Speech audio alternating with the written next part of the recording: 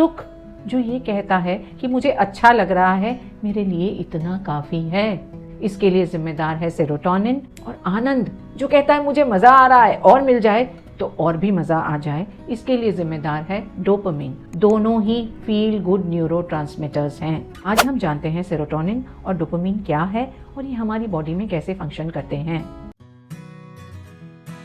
मेरे खुशी और आनंद के वीडियो से हमने खुशी और आनंद के बीच का फ़र्क समझा। अगर आपने नहीं देखा है तो इसे देखें, इसकी लिंक मैं डिस्क्रिप्शन में दे दूंगी।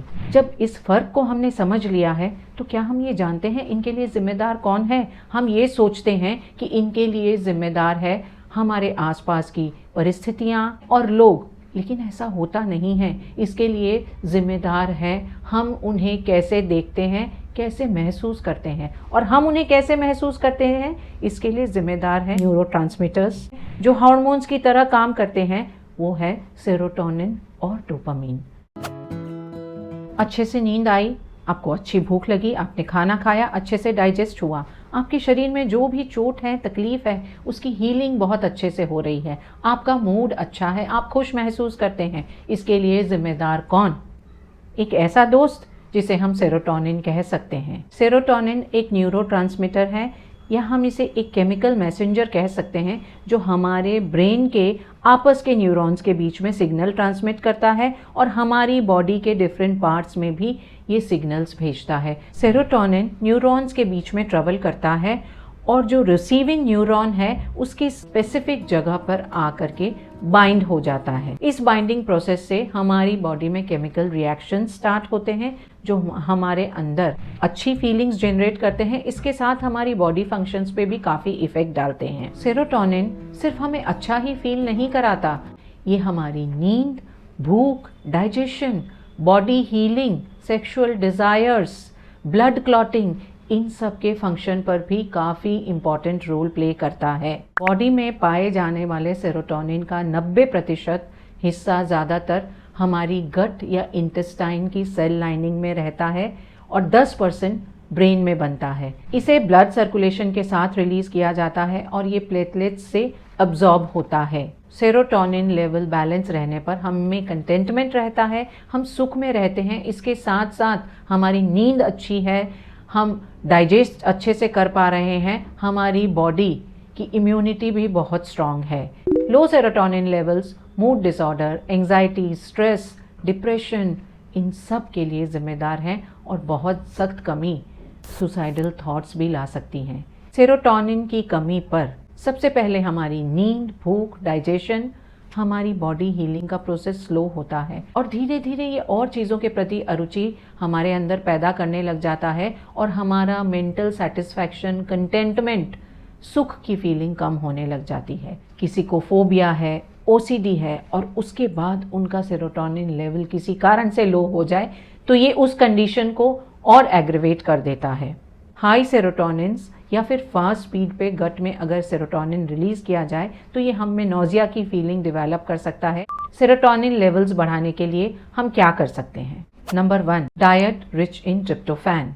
सेरोटोनिन बनाने के लिए एक अमीनो एसिड जिम्मेदार है जिसे हम ट्रिप्टोफैन कहते हैं। ऐसा खाना जो ट्रिप्टोफैन लेवल्स को बढ़ाए हमारे सेरोटोनिन्स को भी बढ़ाएगा। वेजिटेरियन लोगों के लिए दालें, banana, nuts, seeds, pineapples, tofu, dairy products serotonin levels बढ़ा सकते हैं। जो नॉन वेजिटेरियन हैं उनके लिए tryptophan rich diet salmon, turkey, इन सब से मिल सकती है। नंबर 2, सूर्य की रोशनी से डायरेक्ट एक्सपोजर।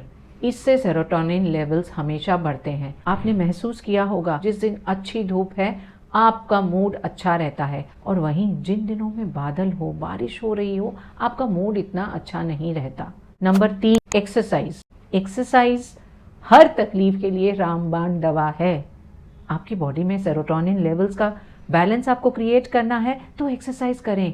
एक्सरसाइज करने के बाद आप अच्छा फील करते हैं, आपको लगता है जो कुछ भी आपके सामने असुविधा है, जो काम भी है, आप उन्हें बेहतर कर सकते हैं। ये इसलिए कि एक्सरसाइज के बाद आपके सेरोटोनिन लेवल्स हाई हो जाते हैं। नंबर 4, जेनेटिक्स भी बहुत बड़ा रोल प्ले करते हैं। सेरोटोनिन लेवल्स कैसे हैं आपकी बॉडी में, उनका प्रोडक्शन, डिस्ट्रीब्यूशन कैसा है और आपकी बॉडी इसका रिस्पॉन्स किस तरह से दे रही है। सुख हर कोई चाहता है और इसकी जिम्मेदारी हम समझते हैं हमारे चारों तरफ है, हमारे बाहर है।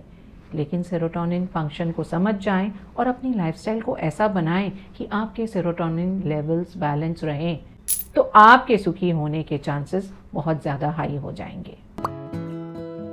अब हम बात करते हैं दूसरे फील गुड न्यूरोट्रांसमीटर की, जिसे हम डोपामीन कहते हैं। किसी कंपटीशन में जा रहे हैं, किसी हॉलिडे पे जा रहे हैं, वो एंटिसिपेशन, उसकी प्रतीक्षा, इनाम जीतने पर आपको जो खुशी मिलती है, ऐसी एक्टिविटीज जिन्हें करके आपको प्लेजर मिलता है, आपकी बॉडी का मूवमेंट, इसके लिए जिम्मेदार कौन? आपका वो दोस्त जिसे हम डोपामीन कहते हैं। डोपामीन वो न्यूरोट्रांसमीटर है जो हमारी मोटिवेशन, रिवॉर्ड, लर्निंग, हमारी memory, muscle coordination, muscle movement और मोटर फंक्शंस को रेगुलेट करता है। जब भी हमें अच्छा लगता है उस समय ये हमारे ब्रेन में रिलीज होता है। हमारे ब्रेन में एक रिवॉर्ड सिस्टम है और डोपामीन उसका सबसे महत्वपूर्ण खिलाड़ी है।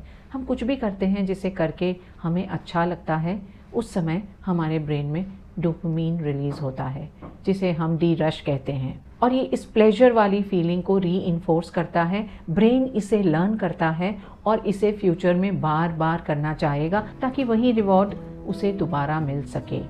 ये सिर्फ प्लेजर, सेटिस्फैक्शन और हमारी मेमोरी को ही रेगुलेट नहीं करता, हमारे कंसंट्रेशन, लेवल ऑफ अलर्टनेस, इन सब के लिए भी डोपामीन बहुत जिम्मेदार है। बैलेंस डोपामीन लेवल्स होने पर हम अच्छे मूड में रहते हैं, फोकस्ड, मोटिवेटेड और अलर्ट रहते हैं। डोपामीन ज़्यादा होने पर हम में बहुत ज़्यादा एनर्जी रहती है, यूफोरिक फील करते हैं, एग्रेसिवनेस ज़्यादा रहती है, सोने में बहुत कठिनाई होती है। हाई डोपामीन लेवल्स पे इम्पल्स कंट्रोल भी काफ़ी पुअर रहता है।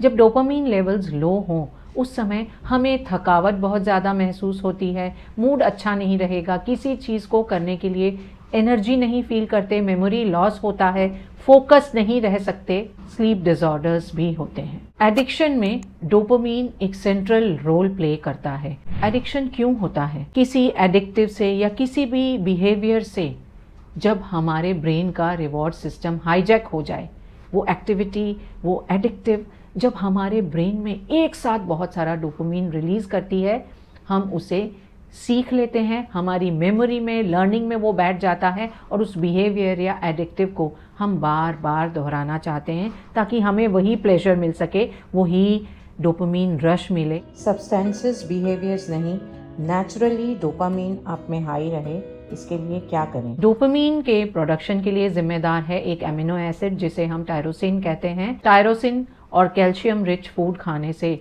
हमारे ब्रेन में डोपामीन लेवल्स बैलेंस रहते हैं। Apples, bananas, avocado, nuts, seeds, dairy products, green leafy vegetables, watermelon, turmeric, ये सब टायरोसिन रिच फूड हैं। आप अपनी डाइट में जितना इन्हें शामिल कर सकते हैं करें। सेरोटोनिन और डोपामीन दोनों आपके अंदर अच्छी फीलिंग्स का जनरेशन करते हैं, लेकिन इन दोनों में कुछ डिफरेंस है। सबसे बड़ा डिफरेंस, सेरोटोनिन सेटिस्फैक्शन की फीलिंग डेवलप कराता है और आप कहते हैं जो है वही काफ़ी है। वहीं डोपामीन आपके अंदर थोड़ा सा लालच बढ़ाता है कि मुझे और मिल जाए। सेरोटोनिन हमारे गट में ज़्यादातर होता है, डोपामीन हमारे ब्रेन में ज़्यादा होता है। सेरोटोनिन हमारी नींद और हमारे जागने को कंट्रोल करता है, डोपामीन हमें ज़्यादा अलर्ट बनाता है। आपने उन दोनों चीज़ों को समझ लिया जो आपके फीलिंग गुड में काफ़ी हद तक जिम्मेदार है। इन्हें अपने फ़ायदे के लिए इस्तेमाल करें। सेरोटोनिन और डोपामीन के सीक्रेट समझने के बाद आप अपनी लाइफस्टाइल को ऐसा बनाएं कि इन दोनों का बैलेंस अच्छा रहे और आप बहुत खुश रहेंगे। Tune in for my next video. Till then it's Varsha saying bye bye.